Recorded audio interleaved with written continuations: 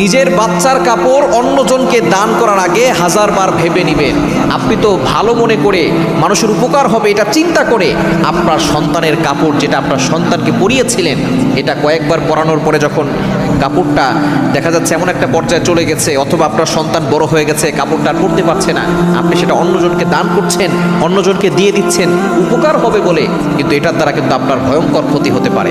বর্তমানে আমাদের এই দেশে মানুষকে উপকার করা বড় ধরনের রিস্ক হয়ে দাঁড়িয়েছে।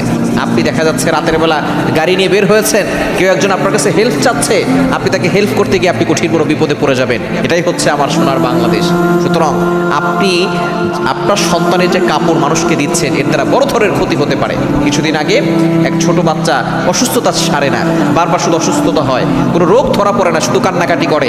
শেষ পর্যন্ত দেখা গিয়েছে যে তার যে কাপড় অন্য কাউকে দান করেছে, সেই কাপড় নিয়ে একজন তার উপরে জাদু করেছে।